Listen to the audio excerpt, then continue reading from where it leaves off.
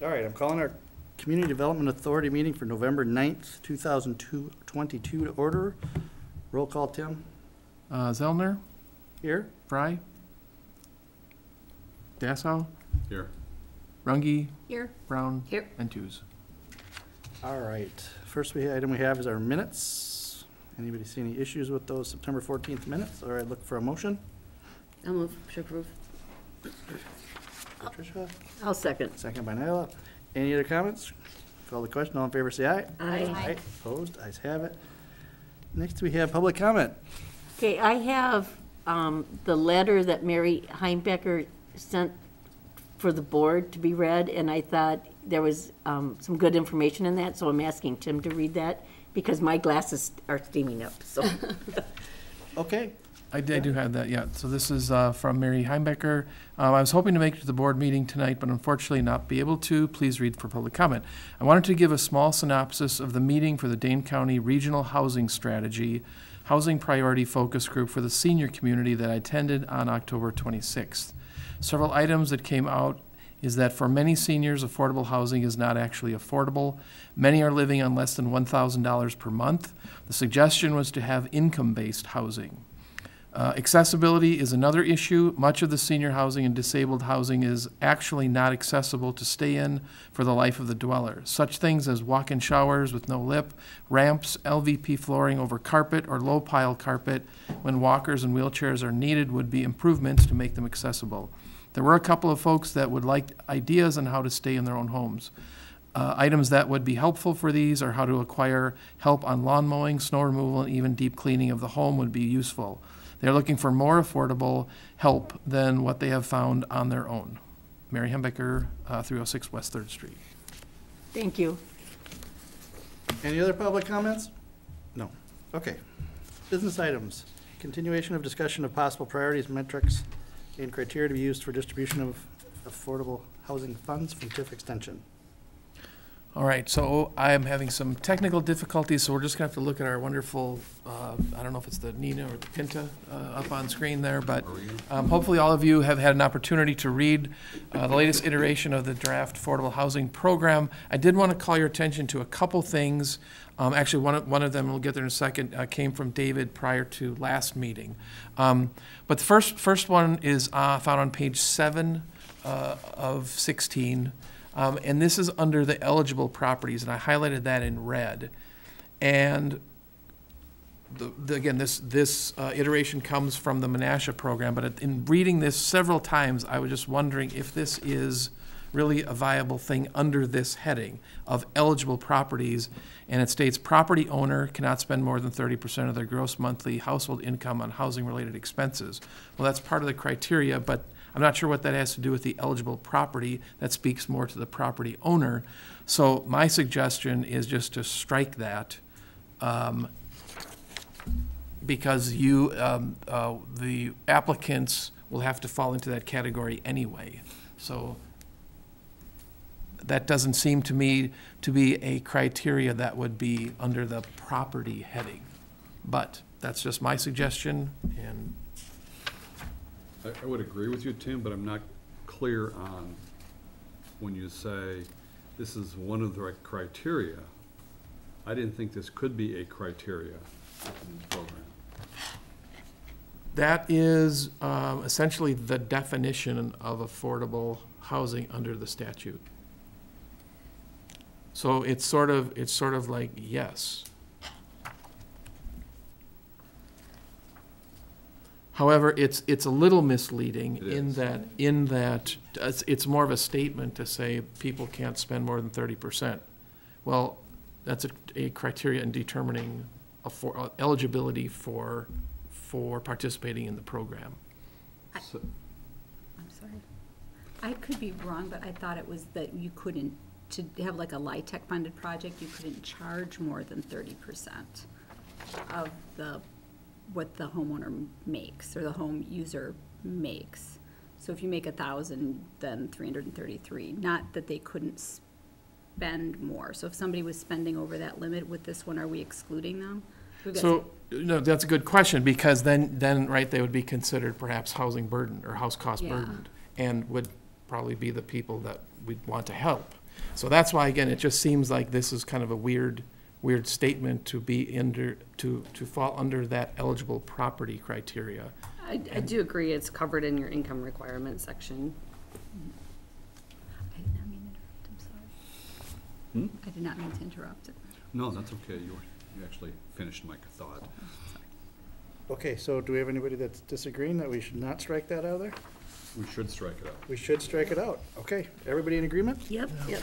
Okay, Okay, all right, next one is on page 8 of 16, and this is highlighted under the eligible projects, not properties, but under Q. And this comes from David, and so this is speaking to, should interior projects or interior remodeling be an eligible expense? And in the context he brought it up in is, how are we gonna know if it's just something purely aesthetic? Or is it really a need to improve the house condition? So that's, I guess, for discussion. And does that need maybe some further refinement in terms of eligibility for type of interior project? When I think of senior citizen or even accessible housing, there are things that need to be done in many older homes, such as putting shower stalls in the bathroom instead of having a bathtub. A ramp might be needed in the garage to get somebody into the home. As you grow older, lighting is very important, and that would be interior, so I don't think we should strike that.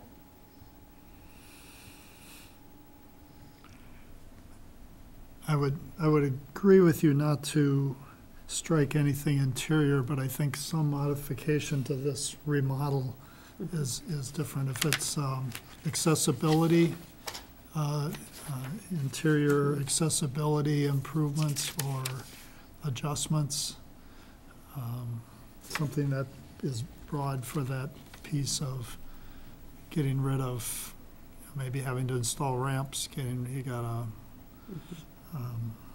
all sorts of things that happen in there, grab rails, all those sorts of things. If it stated something to do with aging in place or accessibility, You tell me.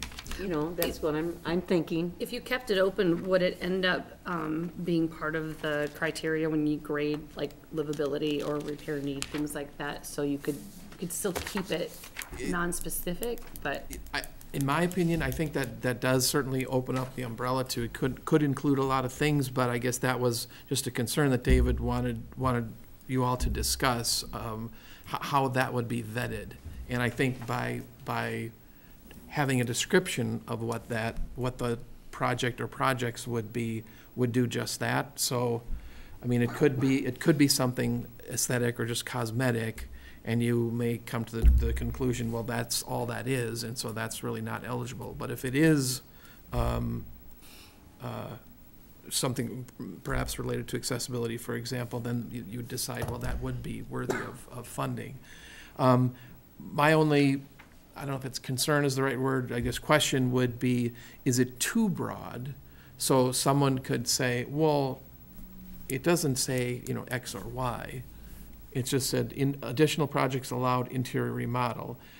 Maybe some additional massaging of the word, such as, subject to oversight of the CDA or something like that. so in our grant guidelines on page 7, they have to submit their application, which includes photos and everything. Couldn't we put, just instead of interior remodel, approved interior remodels? Because they're gonna have to submit it anyways, showing us pictures of what they wanna do. So we're gonna see what they're planning to do, so if it is something that's cosmetic, we would say no. If it's something that's, I feel like we're taking care of it in our guideline. I think for giving a little bit of direction for people that might be applying for it so that they don't assume, oh, this might qualify, and then they go through the hassle. Even if you just list something for purposes such as accessibility, maybe even like environmental, like asbestos or something like that. Or if you just list a few of the examples so they get the gist of what would be eligible, not just like a new kitchen. I put accessibility and safety. And just overall thing, we're not just talking about seniors, because you could have a low-income family with a child with, that needs access adjustments. It wouldn't just be seniors. I know he mentioned seniors at the start. Maybe it was from the person that was at the meeting about seniors, but I would hate to eliminate a low-income family that had a family member that, and they weren't seniors, but they met the low-income requirement. I would put that, I'd offer that to the group, whether that is something we ought to. So the project minimum's gotta be $4,000. So whatever is done, it's gotta be 4,000 and above, whatever the improvements are going to be. The question is, do we wanna further refine it within the context of this eligible project, Q sub B, as to what is further restraint or requirements of that? And my understanding was if someone wanted to remodel a kitchen, why wouldn't that be included in this process? I'm not saying yes or no, but are we limiting to someone wants to redo a kitchen, wants to redo a bathroom, wants to rec room in the basement? Are we trying to limit some of those activities? I understand the grab bars. I'm not arguing the grab bars and some of that kind of stuff for safety, and that makes sense. New carpeting. What if someone's putting new carpeting? Now, their argument could be, well, the carpet I have has a big hole in it. It's a safety issue at this point in time. So, in that context, yeah, it makes sense to have the carpet as long as it's 4,000 or above. So I guess the question is, are we being now restrictive as to what type of interior improvements are required under this program? The other point is something that may seem cosmetic to us or may be very important and valid for them. For instance, under counter or above counter lighting for until you're there and you're aging and you realize that it does make a huge difference. I remodeled my kitchen at one point and I didn't realize how valuable above counter lighting was going to be until I'm there. Well, now, and for somebody who has vision issues, that would be a very important thing. So you can get into all these issues, whether, it may seem unimportant or unnecessary to us, but for the person who needs it, it's an issue. Well, and there is another issue that comes into play, and that is, and I don't know how we would, as I went back and reread the preamble and who we're supposed to be helping. So someone puts a brand new kitchen in, and they get a grant. Doesn't it increase the property value, and doesn't it increase the real estate taxes? And doesn't it then we recoup some of that money that we just invested in that home? So there is somewhat of a self-serving process here that the village gets out of it.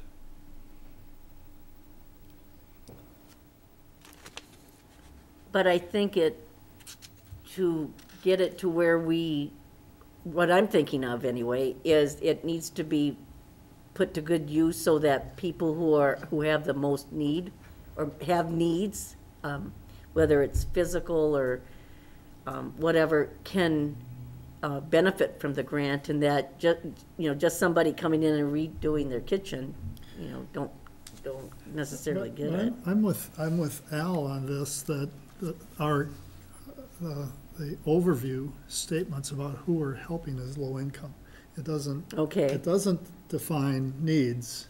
It's defining income and improving the property. Now, that doesn't mean that a lot of people who have those accessibility needs are low income also. Not all of them are, though. So I think we gotta, I think it's a higher question to say, Right. who are we? Right. What's really our mission with this money again? Yeah, and all those who are,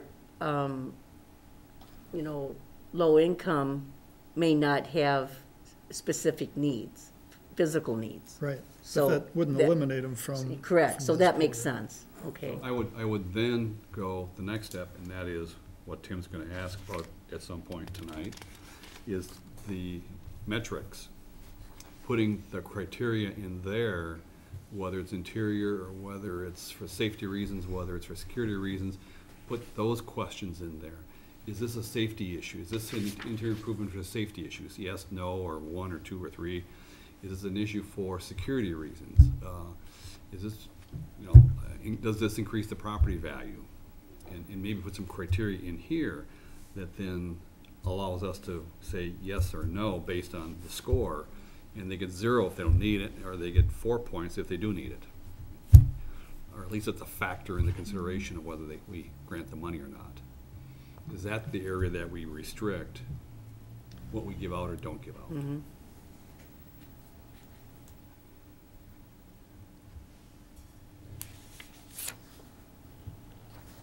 Or do we want to caveat by saying interior improvement or remodel, comma, with a special consideration given for safety, security, physical use of the property, or whatever terms we want to use? What if instead, if we take B out of the additional projects and somewhere in the eligible, just add another, like specific call out for, safety or accessibility improvements? So G, not a bad idea, but so G, if you look at, that's Right. kind of in Kinda like there, that, is yeah. that, I guess it was, yeah, That could be exterior too, so I think that one's good by itself, I think, because you could have that outside. But if we're just trying to say, you know, these, like, we don't want to discourage improvements that help the house be more safe and accessible to whoever is, whether it's senior, you know, whatever it might be, but it kind of takes that. The cosmetic part of it is what, if it's left out of, I mean, that's subjective also, may or may not help the property value depending on the opinion. So if it's specific to accessibility, then I think you cover it somewhat.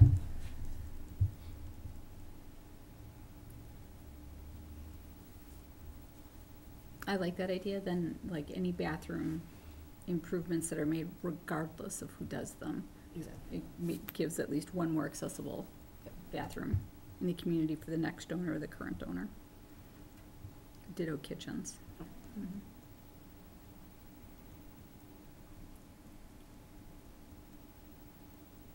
Okay, so that being said, do we keep interior remodel in there? Do we just strike it out of there? I'm looking at it going, all right, eligible projects are all listed. There's nothing that says that interior remodel could be done in this if we take it out. Right. There's also things that are gonna be interior remodels actually listed, such as upgrading electrical. That would be an interior remodel, or plumbing, as you were just talking about. Those are all part of that, so I'm just wondering if we need, if that's not right, just to take it out. We need it to be understandable by those who will look at this and want to apply. Yeah, I think as specific as we can be is better. suggestion. Other interior projects that help improve accessibility and safety as determined by the CDA. Yeah. That What are gives, those? What did the CDA determine we're eligible? well, Right? part of your understand. discussion right here, I think, is, We know what the intent is. I guess the question is, how do we wordsmith it? right. And I guess I would posit the question is that, are we getting too, wordsmithy? Or is it, to Chris's point, is that even needed? Or does this open up that umbrella to allow some things that may not have been contemplated on this list? So if it's like this and only this and nothing else, well, someone says, well, I want to do this to the interior, like, oh, well, that's not on the list, so it's not eligible. You have to have another category that says other. Other, Actually, I agree with you. That's how we could handle that, and the others would have to come before the committee. Okay. Just make it simple for that. Mhm. If it's not listed, okay, you need to come here before the committee, and we'll give you advice as to whether or not your application's gonna, put it on the application or not. That could make it, Was that the idea with the additional projects section, is that versus having them just listed as, the rest of the QRST or whatever. Yes, I think that was the intent. okay. So this, part of this is combining of Menasha's two programs kind of into one to get that. Both, it was, or like curb appeal and then major renovations or something like that. Yeah, if that's the case, I like rewording that to what you suggested is like other projects that may be considered or something like that, so it's not quite just a.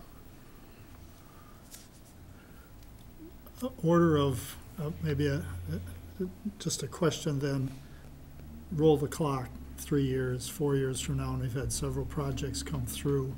Other would then need to, do we set precedent with the first time we say you can do this with it because we didn't think of it, and therefore the next time somebody comes, we are obligated to say yes to an other that isn't in the list of specifics? I guess I'm just concerned about where we go over time with something broad like other. The rest of them are all pretty clear that you fit there, but maybe that's, Yeah, we as a group define that as we go and find one that's an other that we ought to add to the list. That's probably a why, because we don't know the things that we're I gonna think to get your rid of. point, it's a really good point. If we do give another, that should be reviewed at like yearly, all the ones that are others that may have come through to be added to the list. Yeah. Because if it's added to the list, then it's gonna be good. We're not gonna all of a sudden turn somebody down. And if that other, we prove it and find out after Tim reviews it or finds out if they used it for something else or whatever, that it really wasn't what it was intended for, then we can not add that to the list. Does that make sense? Mm-hmm. I'm just concerned about just an open other, and what kind of liability does the village open themselves up to if somebody really wanted to press it? Probably not, but Well, I think if they're coming before us and Leaving making their those case, opportunities we have every right to say no as a group. That's why they have to come before us if it's another. Well, here's a, as long as it's not a no when we just said yes to someone else. And that's what I was getting at with, we're changing that, yeah, for the same thing. Yeah. If it's different though, so here's a question. We have installing guards and handrails, but other than our current discussion of accessibility, we don't actually call out accessibility projects or projects to increase accessibility. Do we want to put those on the list so that those are things that we're signaling we want to fund for sure and not ask somebody to propose those under other? Because we could say, you know, accessibility projects or accessibility improvements, comma, including installing guards and handrails, ramps, and, yeah. It's pretty, if you think about ramps, are certainly something that can be expensive depending on what the property's like, to get a ramp installed. And they're a common thing, just like handrails are a common thing to get in and out of the house. It can get extreme because somebody's got a big wheelchair and the doors are old and too narrow. All of a sudden, you're into a lot bigger project. If you start saying we have to rearrange the door to this bathroom instead of just the roll-in shower. which is why we have not. to exceed. Accessibility's got a lot of Yeah. a lot of opportunities. Yeah. I wonder if the American Disability Act has some definition of that, without getting too far into it, but, you know, again, I think we're talking about the other, or the intent, I think, is safety, security, and disability. And the American Disability Act, I know there was a tax credit out there a while ago for commercial business to, they did something, they got some kind of credit or deduction for, additional deduction for that. I don't know how they defined, I don't remember how they defined what type of activities you got the deduction or credit for. But I think the intent here, I'm not sure quite yet what the intent is. If we're just, you know, interior improvements is one thing, and I can see where people can do a lot with that. But, you know, is it the metrics that we put together later on, is that going to further limit that? Will that control that, or do we need to define that interior improvements are good as long as it meets these criteria? There's subparts to interior improvements, remodeling, which includes security, safety, disability, Accessibility. accessibility, and we just put in parts to B. With special consideration given to those, 3 or 4 different categories. You were all familiar with the term universal design? Yeah. So there could be, I don't know whether it's AARP or organizations like that that help define what that means, what falls under that umbrella. Is that kind of where you were going now, or, okay? It is. I like that. I'm in favor of that. I think that does it. I do too. All right, Tim, you got that? Is that all clear, or do you I need- think so, I think so. I could use a little more direction, I guess, in the verbiage, but I get the intent. We don't want to be wordsmiths. We want you to Yeah. take care of that for us. Okay, fair enough, fair enough. I will bring something back By the then. way, we don't want to get sued either. There's probably something Well, in I think- building code so, that can be referenced. I think, so, as long as people meet that income eligibility, I don't think you will, because that I think is the beauty, if you will, of this program, is it can be tailored to disperse the funds provided, however you want them, provided they meet that definition of affordable housing. So if you're, I don't think that'd be a concern unless, as I think where Jeff was going, you'd say yes to someone else, and then someone comes in with the same thing, and then you say, no, we just did that, we're not gonna do that again. Then that's right, you probably would get. So here's my reason I made the comment, as flippant as it seemed to be, is at my tax conference, the Department of Revenue spoke on local and state taxes. And the Board of Review, someone came before the Board of Review, and the Board of Review sustained the assessor's estimate of fair market value for the house, 4-2. The taxpayer, and it's been appealed now twice, it's still there in the city of Green Bay, the taxpayer sued each of the board members individually. And they had to sue individually in state statute. So it's not the city of Green Bay, they're suing the people that are on the board. And that's why I made the comment. Okay. So that's why I'm asking the Okay. question. Okay. And I'm assuming we're protected under some Immunity clause? immunity Yeah. clause. I can check with Brian, with our attorney.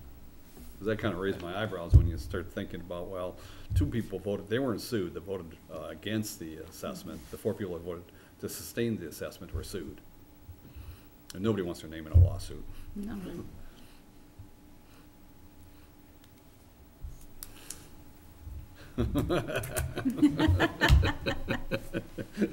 It's not fun, is it, Chris? It's okay. It's harder on your family than it is you. Anyway, On that fun note, Yeah. all right, Tim, are we good on that spot? Can we I think move so. on? I All think right, so. Let's move on.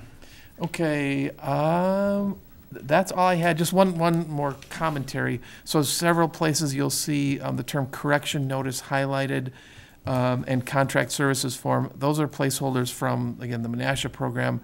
We're gonna probably call them something different because I think those are specific things, a correction notice to the Menasha program.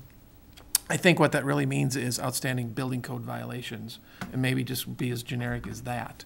It's not, we don't have something called that formal, a correction notice. So those terms are gonna change. A signed contract for services form, I don't know if we'll call it that, but it's, award, a notice of award or something like that, so that there's memorialization of the awarding of these funds. Whether it's called that specifically, I don't know, but that's all that's for. It's not necessarily to have a debate, it's just we have to call it something. So that's all I had in terms of changes, and before we move on to what hopefully page 13 will be the start of the discussion about scoring, did anyone else have any other comments before that? Yeah. So 2 questions. I'm wondering if we should include, we have a lot of like project description type things in here, and then final before or after photos. Do we need to ask for like plans, or like design plans, design schematics as part of the application process at all? I think if we're, and that goes into what the homeowner may think is cool versus what actually is going to add value to the home. And just wondering if that would make sense to have it part of the application process. And then also like something about like proper building permits and things like that. Page 7. It does have that in there? Yep, page 7 at the bottom. Missed it. Under the grant guidelines, you'll see that all work must meet local. Oh, perfect. Homeowner must agree to obtain all necessary permits, building plan, all that. So I think that's covered in that. Which one is it, Chris? Page 7, 7, I'm there. yeah. at the bottom where grant guidelines are. E Yes, that's okay. specifically was the permits. The plans, then I guess I'd go back to if we needed to see that. So you're looking for more detail than just Permits getting are pictures. different than a Yeah. plan. Yeah. I asked both. So he's answering the second part of the question. Okay. I asked Yeah, the that's second, correct. and then the first part is kind of addressed in A and B, but they're asking for photos and such of what they're gonna do for their work. I think what you're taking it is you're saying, show us the design plan that you're gonna put in where So those then we can photos are. have the plan and Tim goes out and says they did the work, Yeah. or they moved to another room and Yeah. they spent the money over here. So I think, and I'm not saying we shouldn't do that, but I think No, that's what in he says, many, exactly. Mhm. in many cases, I don't know if that will be applicable. For example, if someone wants to put in new energy efficient windows. Right. Maybe Right. Well, we there add won't, there won't be really a design plan for But if that. they're asking for, whether it's landscaping or the architectural features on the house or even painting, that- things like that, like, That I think that would be part of, we'd probably want to see, and maybe this needs to be refined, that is part of both the narrative and some drawings or plans for what the project will entail. And maybe if that's not, let's see, probably, under that submittal, let me just look at submittal materials. So that could be in, under application process, which starts 9, submitted timeline, complete pre-documentation, renovate. I had noted it to be added to B, is where I thought maybe it should be added. To Page 9. be on page 9? Mm-hmm. Do you want to say, what about design plans if applicable? I'm fine. I just think we should see, if it's going to be Yeah. something that is like changing the aesthetics or the appearance of the property, that's something you'd want to evaluate. I agree. Tim, is there anything in here that has an audit, a review, a closing statement that said this work was done? Like was understood at the start? Is there anything in here that we get some kind of closure?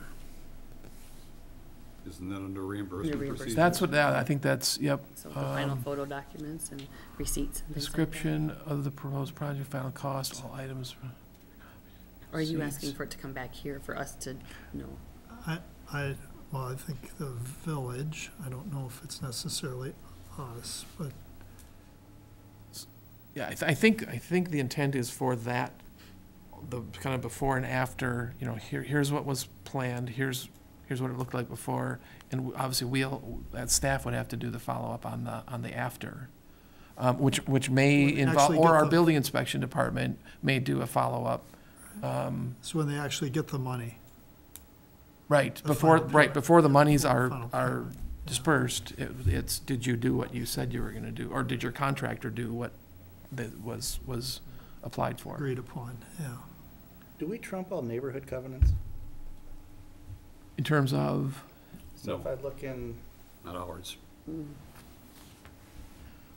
okay, I'm just thinking, so I'll just use it for an example, in Southbridge. yeah, They require 4-inch trim going around all their windows, or something along those right, lines. right. And they come with something that's not under that we approve, do they still have to meet that 4-inch thing in that subdivision, or, yes? Yeah, I just wanna make sure we're not like overreaching. actually, that's a good point, because there may be something good to put in here is, Or even it's something that they know they have to get that run through their, applicant, yeah, We have an architectural review committee that you have to get approval from them before you can do anything to your exterior, interior, or. that's what I'm land. getting at. Yeah. So that's probably something we should at least make sure they're aware of, depending on where they live, that they have to get their architectural review. Shall not be in violation of any Yeah. covenants. Maybe under grant guidelines, you could add that to E, where, the one that I missed. permits and approvals and then add in, your HOA or whatever, however it's called. Yeah, homeowners must Yeah. agree to obtain necessary permits. I would See, ours add is approval approvals. process. I could say permits and approvals or something, Or we should at least have a statement that says our approval doesn't negate yeah. HOA or homeowner covenants. Mhm. In our neighborhood, you can sue each other. Oh, jeepers. That's how you enforce them, right? Right. It's not enforceable by the city, it's only enforceable by your neighbors suing each other. Right. No one's ever done We that don't in my really want to neighborhood. start that problem. I know, so but we don't want to be involved in that either, where. I think we they get say sued for the that. Yeah, exactly. We start everybody The else. CDA said we But But could I do can it. hear them saying the village says it's okay. Yeah, The CDA says yeah. it's okay. Yeah, Been involved in those. Yeah. yeah, so, So the answer is no, this committee doesn't trump those No. rules. No, that's a good point. But they should know that. Yes. yeah. So I added. Those houses are at some point going to be 30, Low 40 income? years. It's probably I don't know both about your lawyers, but- HOA and the other covenants that are You know involved. what I'm Mine's saying? 22 As years they get old. older, Yeah. that's what's going to happen, so. We only have 8 units in our condo association, and we can get in crossways on what did you just do, Susan and Jeff? Too many Christmas lights. No. It's a little bigger deal. Okay, so noted. All right, Make anything that else addition. before we get to the matrix? Nope, Or are we ready to go there? No, I think we're ready to go there. Okay, page 13. Now, this is not the scoring criteria. It is an iteration of a scoring criteria. This was my, I guess, first shot at what I thought would make sense based on, I think it's page 2, where the goals. And that's one of the reasons why, obviously, household income is an important criteria in determining who's eligible. But also, we talked about the integrity of older housing stock in the village. So housing value and then the age of structure. So those three were listed higher. The top 2, just, again, this is my take, doesn't have to be yours, but had higher weighting factors for housing value and income. Thought being those who make less are, I would say more, so to speak, more eligible, if you will, and housing with a lesser value would likely be populated by householders making less money, and therefore probably more subject to need of repair, if you follow what I. So, these other criteria are, again, just some of my thoughts on what I've seen from some other communities. And really what this is meant to be is a sliding scale. The other thing, too, to take into account for the household income, because I know we talked about this several months ago, what's AMI? Is it county? Is it local? Is it whatever? So there's some sort of footnotes at the bottom. The ACS 5-year estimate of median value, that 358.1 is for Waunakee. It's not county, it's for Waunakee, but the data is a little outdated. And using that same data source of the median household income came to roughly that, what did I say? Yeah, 2874. So that's the 30% sort of threshold using that median income. And then if you go to the next page, that comes from bankrate.com, their mortgage calculator, and that takes into account principal, interest, property taxes, and those are Waunakee taxes. I checked with Renee. So we had you can modify all these variables, but insurance, PMI, et cetera. And so for that median value home of 358.1, that would be roughly the monthly cost, $26.34, and so that's slightly under that threshold, $28.74 on the previous page for the 30% break. So it's more just information about, where the break point is in terms of monthly housing costs. So that's something to discuss, is how, number one, does this seem reasonable? in terms of that sliding scale, again, you'd probably, one would assume those making less would be more in need and they would be sort of more eligible, if you will. But how is AMI determined? And that's more an open-ended question for you to discuss. Getting current, and Kristen can help me on this one, getting current market-specific AMI data for a small municipality is tough. I can get it for you. Okay. Yeah. Current?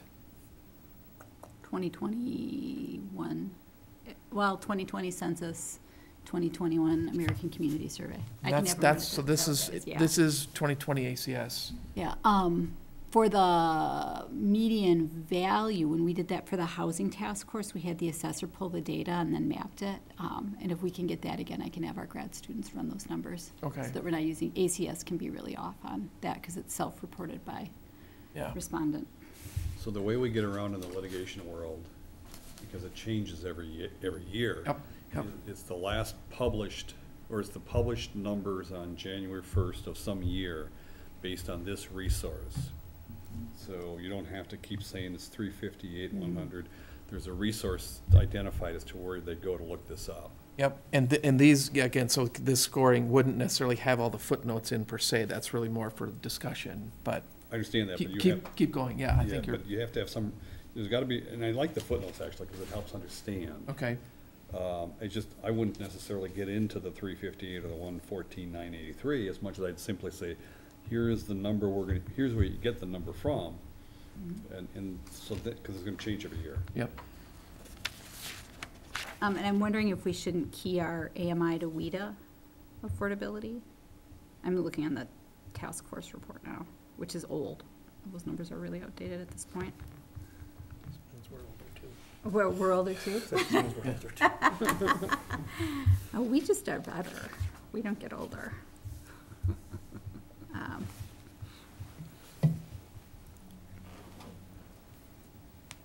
I'm looking for it.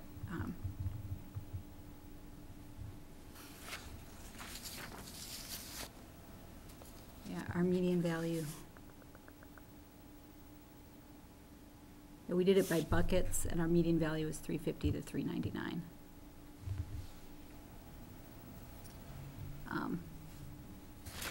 And I can pull the WIDA numbers at work for eligibility, if we want that, but that would be county level. That's, right, that's Yeah. county, yeah.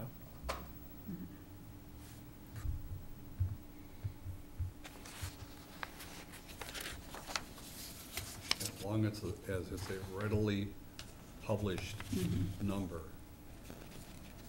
I'm okay with it.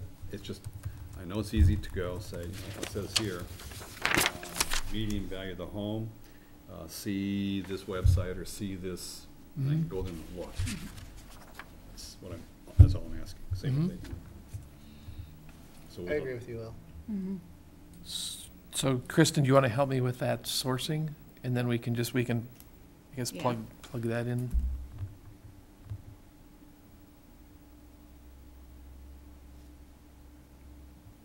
It's one of those Happy New Year moments.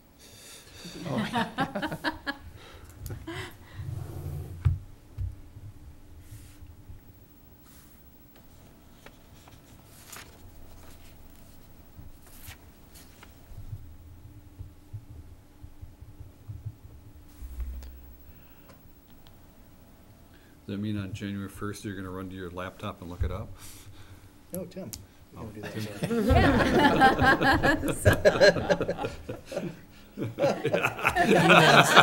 Hey, if the source is there, it's no problem. And McKenna, the grad student's gonna do it. Maybe the first published of the year. Or something along those lines we need to use. I saw the link, it won't be published. So are we talking about these matrix? Yeah, we are. So the matrix on pages 14 and 15 are the ones that come from Menasha's program. And again, those they differentiate, they call it curb appeal and then major improvement. That's really meant for, I guess, discussion and comparison. I don't know how truly applicable they are. There's certainly some things applicable, and there's some crossover to this information. I guess one of my hopes is that we not make this hugely complicated. Again, what we talked about was it last time or a couple meetings ago, is at this point, there's only like 145,000 left in that pool. And if we awarded the max to everyone, that's like 14 applicants. Do we need it to make it that complicated that there's, all of these several criteria, which is going to get to another question, which I can't answer, but which is, if there is a threshold, you have to get 20 points to get awarded. Is that a number? What's the number? Or is this used primarily as a guide to help determine need in terms of if something gets a relatively higher score, we could say, if someone had out of a total points, you could get this high or this low or whatever. Where in that spread is this particular applicant? And you say, wow, they're pretty high up in that spread, they're worthy or whatever. Boom. Or, gee, they're not many points. We don't think it really meets the intent of this program. I don't have an answer to that. So that's one of the things, I guess, to talk about is we can score these, but what does that score mean? Is there a minimum threshold, or how do you want to address that? That kind of went past your question, Jeff, but.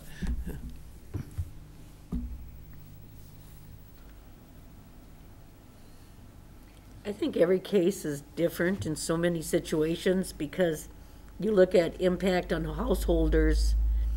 There are situations where you have two people in a household that need handicapped accessible provisions or whatever, but they probably wouldn't get twice the number of points for that. But it's an outstanding situation. So I think there needs to be flexibility. That was my thought too, because how do you really define on a spectrum of impact, for example? That's very subjective. Or the repair need being minimal, or it's an average repair and so forth. That's why I think it's up to evaluation based on the project. So let's talk about the process a little bit. Mm-hmm. Is it once a year we're gonna do this? Or is it whenever someone comes to us, we do it? Because if it's once a year, we get all these we get 20 applications, then we just go from high to low, take the top 20, or what, 14. Mm-hmm. If it's not once a year, then it gets to more of the relevant question is, you gotta have some cutoff. Mm-hmm. You simply can't say, because someone gets, we got money, Ellen's money left, you got to score a 10, we'll give you $10,000. Someone comes and says, hey, I got to score a 20, I don't get any. There's got to be some criteria, and that's, I talked with the lawsuit, this is kind of the stuff that people look at that says, why did someone who got 10 got money, but someone who got 20 didn't get any money? There's none left, Al. And that might be a good answer. But assume there's money. It's like an attorney. Assume for the moment there's money. Fair. So the way Menasha did this, I think they did it bi-monthly, every other month. I took that out because I guess I wanted that to be part of the discussion too.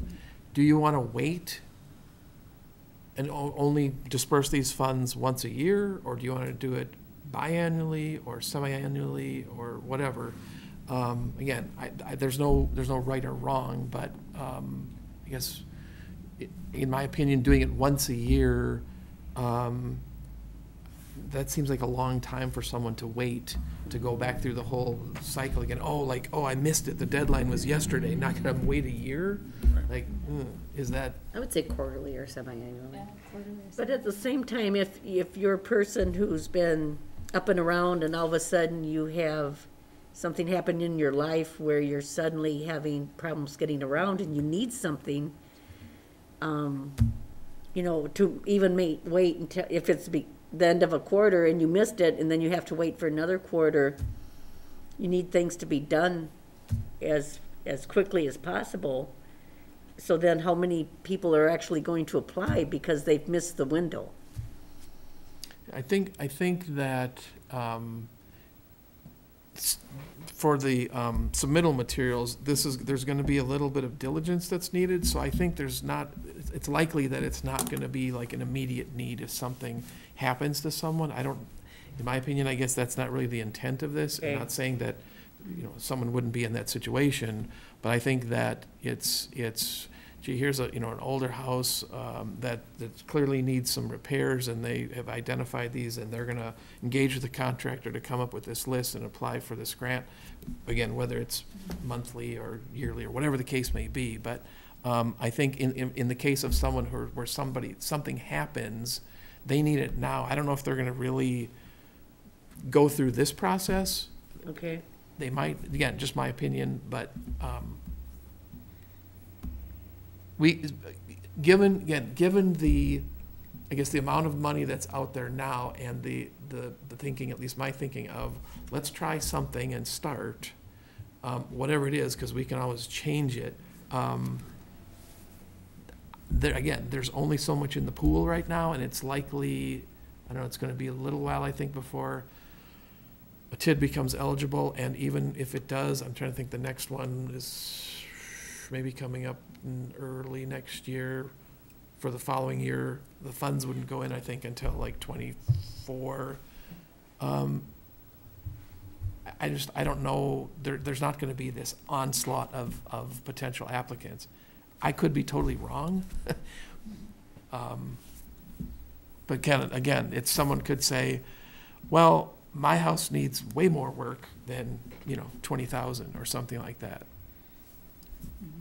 I don't remember, does this get reported when we have our TIF reviews, these funds, and who's tracking these funds to make sure we're using them the way we're supposed to be using them? Is that an accounting thing? Is that, who's doing that? Once they're submitted, when the TIF extension is made and the resolution is adopted, that outlay is essentially put in that resolution that goes to DOA. Right now, the one for Waunakee is very generic. What I'm saying is, are we reporting, so if we have 10 people request, We- are we reporting during that TIF? Where I'm getting at is, if we're gonna do this during the year, from an accounting standpoint, when is the best time for us to have that completed by? So if we have reporting, that has to be done. That good question. I don't know if there's a specific know where that- requirement. I don't. Renee may have that. That's what I'm asking. Yeah, and I think I'm guessing Renee would be able to answer. I Yeah. don't remember the Budget and Finance Committee meeting, what we talked about, but I would guess the money goes into a segregated fund, and there's the accountability in that segregated fund. And that would come under the general audit of, did it meet the compliance of these requirements here? I doubt they would touch it at $145,000, but they could, I suppose. Or if we ask them to look at that to make sure that who's ever administering it is doing the right thing. But it is a separate account that keeps track of all this. I struggle with having to do it more often than quarterly because of the staff time that's involved. I could see quarterly, I could see semi, I can see, let's not do annual, that's too far. As to the timing of it, December 31st is always a good cutoff date. That's the year of the audit. It's the end of the audit reporting time period. And at that point in time, if in December we say, hey, these are the projects that we approve, then that becomes a liability against the cash that's there. So you know how much is unexpended at that point in time, or unapproved, or whatever the term is. So, I'm always one for the calendar year. Keep it, the award is made on March 31st, June 30th, September 30th, then December 31st. Because those are natural quarter ends. I mean, I think that's what we have to just make sure we have the process with accounting to make sure that we have everything, that it's not gonna be super cumbersome to staff during certain times, either that they're dealing with a lot of other financial things. I'm not the only one, we're in the only committee. What about every 4 months instead of quarterly? I mean, it's only a month extra to wait, but it is one less time a year that we're. One cycle, so we have 3 cycles Yeah. per year. I think that'd be okay, too. Yeah, I feel like that's a short enough time in between, but maybe a little bit easier staff-wise, and then we might have a better understanding of how much money we have to give away that first time. So I think that's a great question for you to take to Renee and then report back to us. Yeah. I like the idea of 3 times per year. Keeps it pretty simple. It's not too far, but not too short either. But I think she'll be able to help answer that question for us best. Does everybody, I just made a decision, I don't mean. I didn't mean I'm to do sitting that. here wondering what happens to the person who their furnace, can't be used anymore. They have someone come in to repair it, and they say it cannot be repaired, and it's not during one of these cycles. That sounds to me like it's an emergency at that point. Right. That's what I was just gonna say. Yeah. That could be treated in an emergency way, I would assume, with our group. That they would come before us right away. Okay, that's, I just wanted that clarified, That that could Seem happen. acceptable? The process, because, no offense, but it's government is clumsy. The process we have here, it's awkward. So Where are to you say, offending? to say that, hey, I need new furniture, I need a new furnace, okay, now, I gotta start doing this, I gotta do this, I gotta do this. Yeah. Can we get it done in the time period that person needs to get that furnace repaired when it's 20 below? There's probably another program out there to handle those Yeah. kind of situations, I would imagine. Do we have an emergency fund for the neighborhood connection? I That's don't a know. Renee question. Yeah, And- it's a good yeah. question. Yeah, because even if they were to come back here, that's still a month out, depending Yeah. if we have Okay. or not that month. So, Could be so if, two. It yeah, is. so if Neighborhood Connection has an emergency fund, that would take care of that. Yeah. Okay. So we'd have to back time this, I guess as I see it, similar to what we do with our plan commission, because we'd have to have an application deadline, because we'd need, like you mentioned, staff time to review the materials in order to get it before you to see if it was even eligible. And so that, there would be, some time involved in that. And then if there was, who knows, 10 applications, that would take some time to go through that. I'm open, I guess, to whatever, but I appreciate the consideration about the staff time, because it could be initially, who knows, there could be, 10 or 15 applicants right out of the chute, and all of a sudden, like, whoa, we didn't anticipate that, but those, I guess, two different things. One's about, Chris, what you said about the reporting requirements. Now, I think that's probably generally annually, just in general. I know there are the annual TIF reports, and that would probably fall within that wheelhouse, or could. It's something completely different from TIF at that point in time. No, right, no, but I'm saying as sort of like an ancillary report to that, it's, here's, TID 2 was closed and was created this fund, and here's where we are with the balance. I just don't know what they force us, I shouldn't say forced, it's probably not the right word, what they require of us on that report. With the TIF, if we have these funds, because this is relatively new, I just wanna make sure that, There's accountability for it. yeah. Yeah, I got you. Yeah, I don't know. Okay. So then we need to, Tim, you got those, the matrix. I think the one thing we have to figure out is what's the scoring? And how are we gonna do that scoring, and what's eligible, what's not? So we've got 3 different versions of matrix, right? Or am I- 2 Manesh and then Tim's proposed. This one's the one, proposed. this is the proposed one. Yes. Yes, okay. Yes, the tinier print. Tim would say it's not proposed, So, it's just the yeah, first step. so Chris, your point about a furnace needing repair doesn't even hit this matrix. I would say it probably would, because there could be, again, the impact on the householders. You'd say, gee, if you need a furnace, there's a high impact. Repair need's gonna be there. What's that? Repair need? Repair need, right? It would certainly fall into that. So, Tim, to that point, on impact to householders on your footnote, I'm wondering, they have, I like Menash's livability, maybe we just have livability impact, and then take the footnote out, because that, you've only had it apply to kids and elderly, and it could be just a general, like, household population impact. Yeah, single parent. Yeah, and again, that was more of Yeah. a what if, as an example. It wasn't that and only that, but I'm, again, if you want to use that. I just have trouble when we start seeing this, like the one on page 15 says you gotta have 16 points or higher on this Menasha exhibit. we don't have on the one that you put together, we don't have a minimum score needed. It's just somehow for us to evaluate it, I take it, unless it's in here about how many points, no, there's no. He doesn't have point. points. I think that's what you were waiting for us to determine what the points Kind, are. right, so, As soon as you put points like this on it, some things are just gonna naturally not make it, because they aren't necessarily applying to all of the items. I think probably the one that bothered me most was this larger matrix that it's, I guess you just get a score out of 36. You hit grade 3 for all of them, and a couple of them have 2 times, so you have 36 points. But what do we do if it's 10?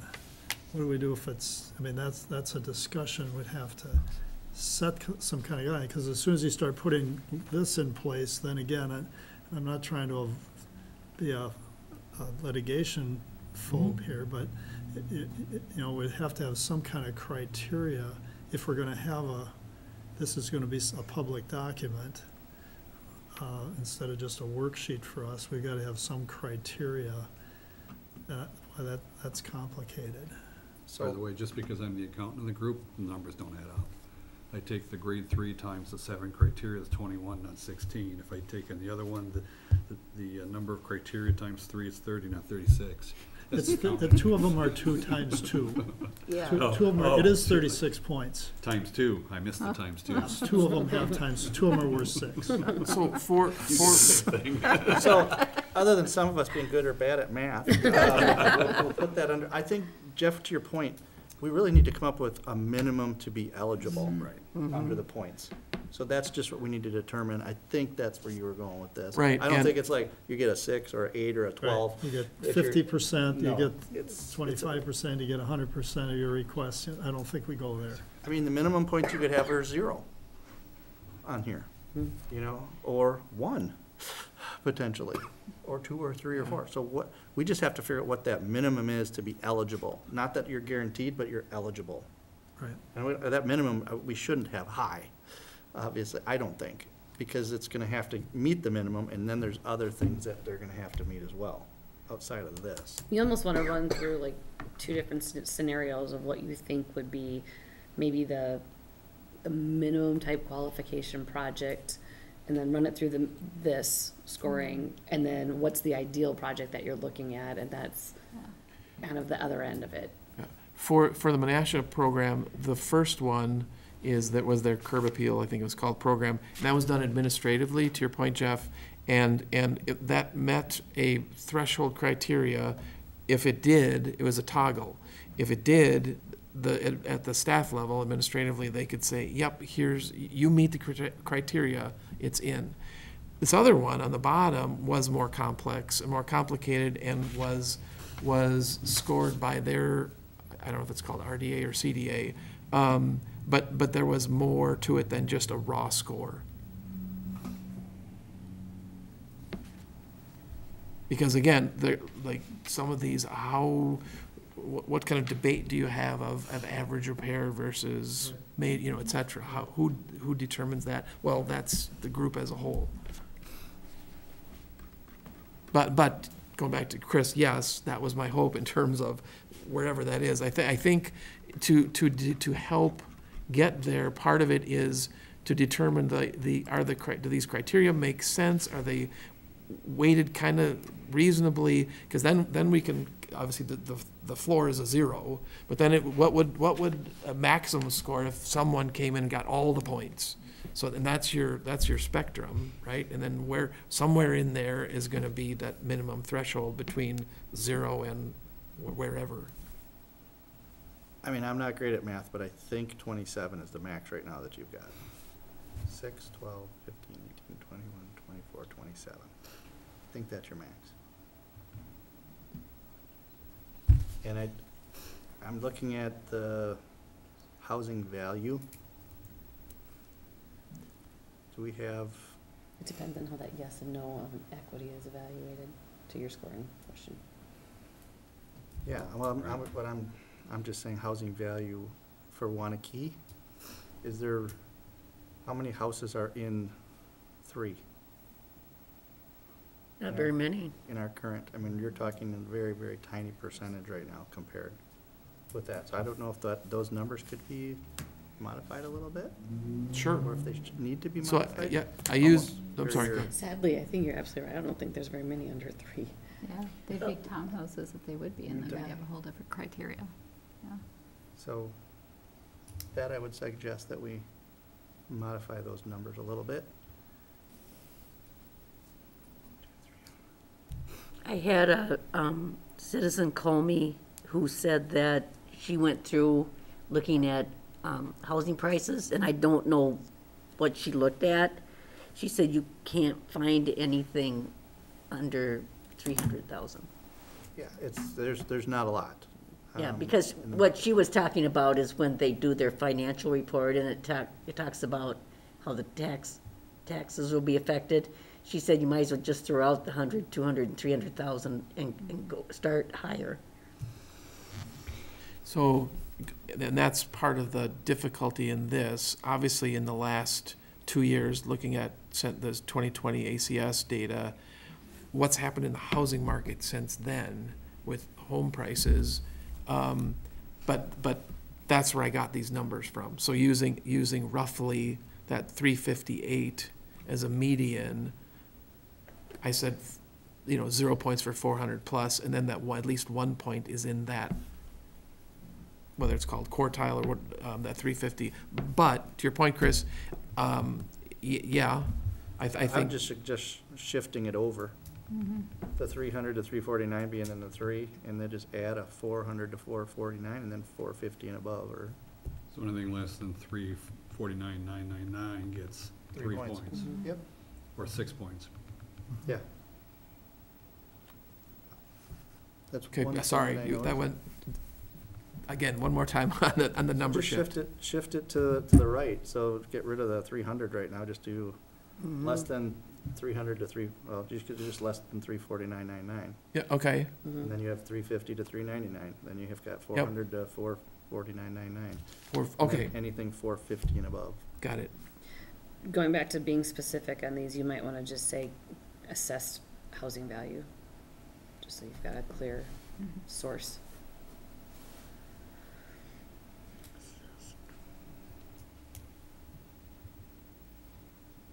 There's nothing like what you had to pay to get the real value, what somebody's willing to pay. That's not necessarily the assessed value. Right. Two different numbers. They're supposed to be within 10%, which the village is not. So it's going through reappraisal. I think we're not close. We're not close. We're at 82% right now. So that's why we go through reappraisal. Yeah. And that's why I'm off the board of review. Spent 60 hours 1 year. You've had that fun already? I had Want that somebody fun. else to Yeah, have a chance? Someone else can enjoy it. Tim, I do have a question though. I don't see When I live here, I don't want to. household income being in any of the others. And I see you having references to age, and I see you have references to disabilities and veterans. Those aren't in violation of any laws of this program, are there? Yes. By having household income? Yeah, because none of these have any, and I know we discussed previously that we can't necessarily limit this program to whether they make $1 or $1 million. We're both eligible. So my question is, again, with the household income and weighting it the way it is, or reference, you got minor children, or you got some old people, 65 and above, or you get some disabled people, that doesn't violate any type of statute or rules or regulations. Not that I'm aware of. I don't know how we're going to determine eligibility without that. None of these have that in. Oh, I see what you're saying. So we're creating new Oh, thoughts here as to what these people are eligible. Now, I'm only going by what I've Yeah. seen before, and that wasn't there before, and now it's here. So my question is, are we stepping into a pile of something?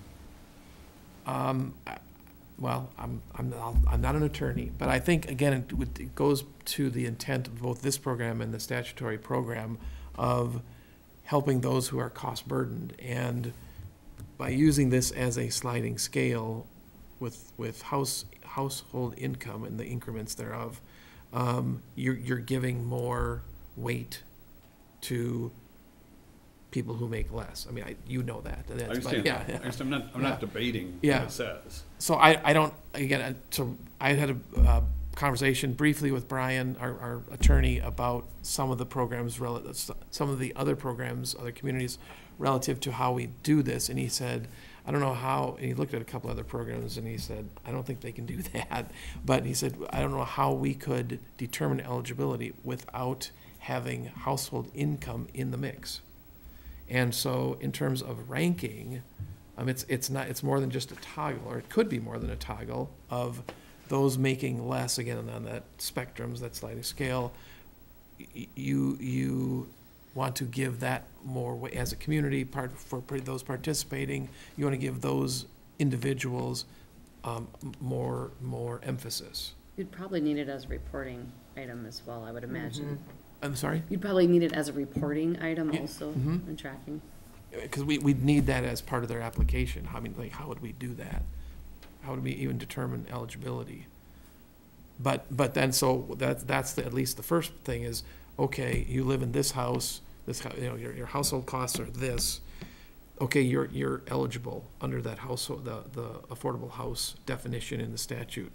Now, under this matrix, you're taking that a little bit farther and saying, okay, but that's fine, because all of these people potentially would be eligible, but we want to, again, use the monies for those who are on the lower end of that eligibility spectrum.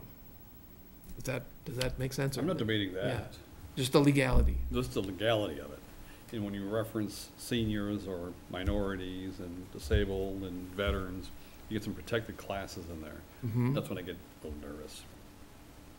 Okay. I just don't know. I understand the concept, yep. and I agree with the concept. I just want to make sure we don't Yep, step okay. into I think you're looking for a definition of et cetera. et cetera. Et cetera on here. I'm only saying, I hear what you're completely, and, hopefully nobody will base me about equity or anything here, but I'm 53, I'm a white male. I could have a situation happen that I get penalized because I'm not in this for assistance for funding. I didn't do anything different. I should be treated exactly the same, just like everybody else should be treated exactly the same. And I feel like I'm gonna sue Al first, personally. I'm choking, Al. I understand. I appreciate the help. I just don't know why we need to have that as a yes or no. One gets 3, the other gets 0.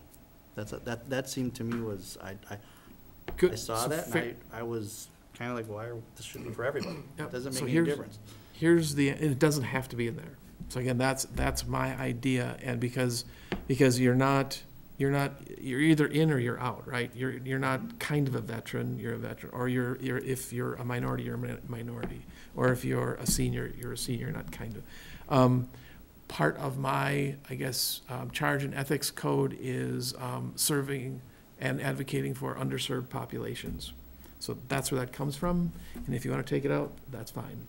That's one thing I wanted to know, Kristen, is there, with the affordable housing things that we went over, are there federal or state, Yeah. categories for these, Yeah, so I was just looking on the Fair Housing Act, so I'm not a housing specialist, I have to admit that.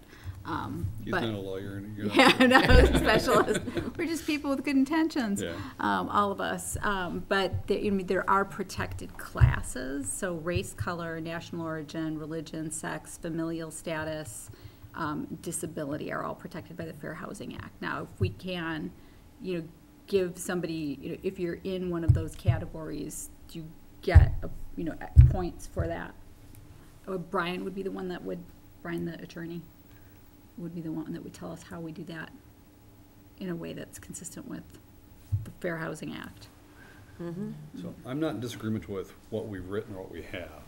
I just want to make sure we are legally correct in what we're doing. I will check with Brian.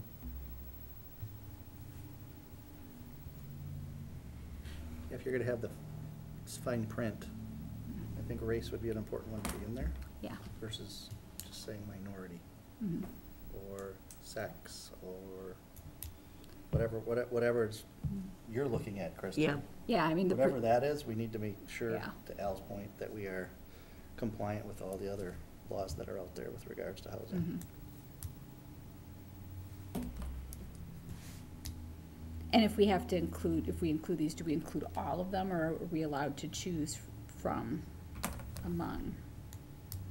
You know, this, I don't know what familial status, I know what familial status means when you're renting a place. I don't know what how familial status would rule you in or out for a point on this. And if I'm correct, right, that's just more of a anti-discriminatory Yeah. language. It's not like preferential treatment or like, Yeah. right? So maybe that's, I don't know if we need to call it out in there, but just an understanding like this is- Yeah. follows FHA guidelines or something when it comes to that. And I had, when I first read this and I put a question mark by it, some of them are very clear. You can get an assessment of the value of the house, you can see what the income is, you know how old the house is. Impact on householders. Curious as to how that would be consistently applied. How would we do that? Do they cry when they come to the meeting? I'm not being facetious here There's a because. pond behind my house that's got a bunch of weeds around it. I think it needs to be revitalized. Yeah. I think that would be an extreme. Yeah. That's an illustration where I think it's in need of revitalization. I feel like livability, is that what was meant by impact on? Because I understand the livability in the Menasha. Right. yeah. Which I think you brought up. That's what- Yeah, I was thinking livability impact, because that could be anything that's ADA type improvements or safety or even the, I agree, those are impacts on it, but this just says, some impact, high impact, low Yeah. impact. yeah. We'd need a, Definition of what almost those like are. a side matrix to say, Yeah. yeah.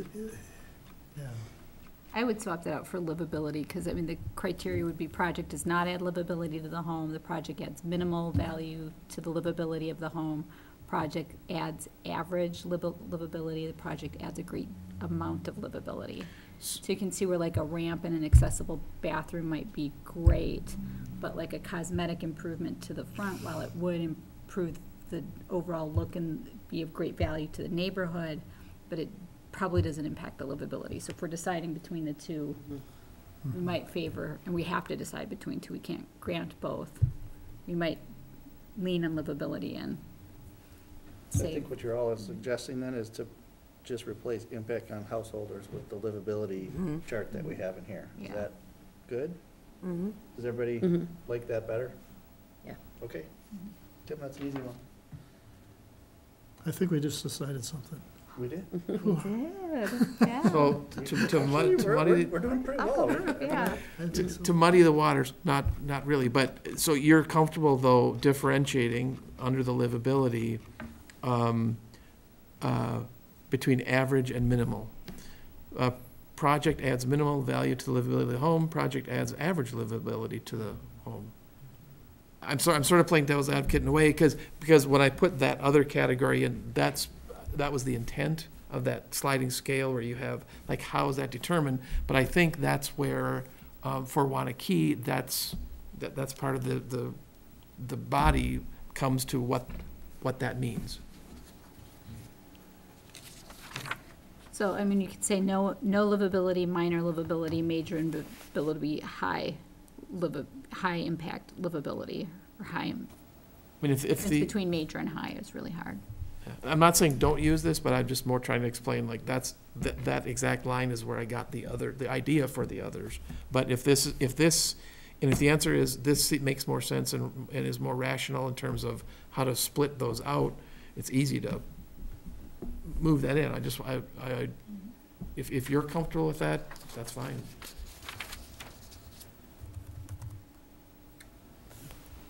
I'm gonna look up Likert scale options, quick. I think it's clearer on the livability. It's So, yeah, Tricia brought that up a little while ago, and, I agree. Yeah. I agree with that. okay, We could say, or we could say no livability, slight livability, moderate livability, high livability, Which are all subjective. all subjective, but they're, yeah. But that doesn't get back to Jeff's question. And he was talking about the neighborhood impact. We kind of went from there into livability and impact on householders. So I was still trying to catch up with you guys who are much faster than me.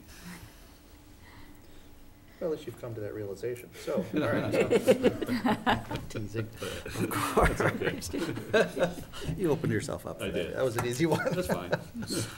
So with the equity question, if our attorney says, that's okay, there's no legal jeopardy there, leave it in, or redefine, or what do you want to do with that one? The equity, I think it needs to be redefined to go with the fair housing. Yeah, there are more categories of fair housing than what we have, but, you know, some of them are, I mean, you know, would we score based on religion, No, familial status? Yeah. I think Gender, it is that- opens yourself up for more Yeah. challenges Yeah. than, I don't like having equity on there at all. I just Yeah. think it's open to everybody across the board. Doesn't matter who you are. Okay. Okay. Male, female, black, white, green, orange, okay. Native American, everybody's So eligible the Martians same can way. apply? Maybe. Some of If the they're Waunakee I resident, know right? that one. You're on Yeah. green. Uh-huh. I can't tell. Let me scratch that makeup off. Remove? Yeah. Everybody's good with removing equity? Yeah. Okay. So, I think it's pretty simple that I'm gonna pick a random number for you guys and just say, what do you think about this for the minimum? Based on our total max now of 24, I think a 25% minimum is what you need to have, which would be 6. That would just make you eligible Yeah. to for meet that. eligible for consideration or Yep. something like that. Yep. And again, it's just, I'm just looking at it as a 25%. But if we're taking equity out, does that change the numbers? I think Yeah, Chris I did- accounted for I that. did. You So did- you I- counted them, During those okay. 24. Okay. Yeah, I'm taking Okay. 25% of that. Okay. And we're gonna leave in neighborhood impact, which I'm not sure has anything to do with this program. Unless you're doing or painting, I suppose it does have some impact. Painting, exterior painting, landscaping. Architectural features, things like that. Architectural features, I guess it does. The garage, there's a couple of things in there, I think, that, Yeah. But if I'm doing the interior of my house, what does that have to do with the neighborhood impact? low score, none. So those who are most in need are gonna really probably be at 6 in numbers 1 and 2, Right. the household correct. income housing value, That's correct. which are really the, Yep. to me, they're the ones that are in most need, not that the others won't be, but Yeah. it allows those others to get still back in with some of the other areas to get to that 6. So that's just my opinion on that. That'll weed out, you know, if we have a lot of applications, that'll help weed things out pretty. Yeah, my goal isn't to weed anybody out. No, It's more just but if set a you're standard as a faced minimum. with more applications than you have funds, you have to have some parameters of what you're going to look at. And as Tim pointed out earlier, we need to get something out there to start, and we're gonna learn. Just like I'm sure Menasha is learning too right now with what they've done. You know, we're gonna have to go through a little growing pains, of course. There's gonna be some of those things. Hopefully, we won't get sued during those growing pains. That's usually when it's most vulnerable to happen, so, but yeah, I like that, 25%. yeah. All right, so I think we're good on the matrix. Unless somebody else has something else they wanna change with Tim. And what's really cool is we beat our 7:30 deadline already. So you see to the goal, it's only 7:26. I know, We still have new business. Somebody could plop something on the agenda. Enough out of you. I'm gonna table that. All right. It says tabled Do you here. need a motion or anything like that for this? So do we Sorry? need a motion? Well, Or we've given him, we've so given you've Tim given all me the direction. I have a suggestion is to bring all this back for final next month, and that's a question. So December 12th, I think, is the date of would be the next CDA meeting. Bless you. So just to put a bookend on, so again, a year end, as Al mentioned, perhaps this would be what comes back to you next month would be the version that comes out of here forwarded to the village board. So at next month's agenda, it could be the agenda item saying, possible action on recommendation of. Will you have, when you redraft it, the attorney review it before it comes back here Yep. so that they, in entirety? Okay. So let's just play this out for a second. So we've got, it's gonna come back to us after the attorneys have seen it, you're gonna show it to us, we're gonna make a recommendation potentially to the village board. It would go on the village board's agenda for December, whatever that following Monday is, potentially. And Potentially, I guess the question, I'm sorry. where I'm going with that is, from a budgetary standpoint, do you need to have Renee, I don't know if we need to have something set up for next year at this point, or, I'm thinking Yeah. of that side of it, since we're at There's- the end of the year here. Yep, let me look I think there was, I think it is set up already. It should be set up already. come on, text. We need someplace. Should be, It should be someplace. it should be. In a sock, wedged in between a mattress somewhere on top. Says, this would be page 7, top. Budget for the program will be set on an annual basis, included in the Village of Waunakee's Community Development Department, that's ours. We have some minimal dollars in there right now. The only thing that I think dollars would be is promoting it, and that's probably, primarily on our website. We'd get, obviously, information to the newspaper. The hours in terms of staff time would be just wrapped into what we have now, and that may be, I guess we'll just, since this is the inaugural, we'll have to see how it goes. We could be swamped, I don't think so, but Also, I think it's important that we get the information out to the senior center and neighborhood connections. yep, all Okay, Yeah, okay. that'll come with what Tim's talking about, there's a Yep. little Yep. budget right now for Okay. materials to go out, be made Yep. for people, get it Yep. online, all that stuff. Is our committee responsible for that, or somebody else take care of it? I'm sorry, Is our committee responsible for that stuff, or is that something else? for promotion? Promotion materials, getting it online, all the things that we're We gonna, do that internal. okay, Yeah. I just wanna be clear. So everybody here that's not a marketing person, doesn't get excited. You're doing the flyer, Chris? Yeah. Door to door. We'll leave with that. All right, Move to adjourn? I'll second. we have a motion and a second. All in favor, say aye. Aye. Opposed? Ayes have it. Everybody thanks. Have a, December 14th is the next Nice. Is it meeting. is it the 12th? I thought it was, maybe it could be the 4th. It says 14th. It says That's the 14 on Wednesday. here, you said a different number, that's what, it's 14 I on was going for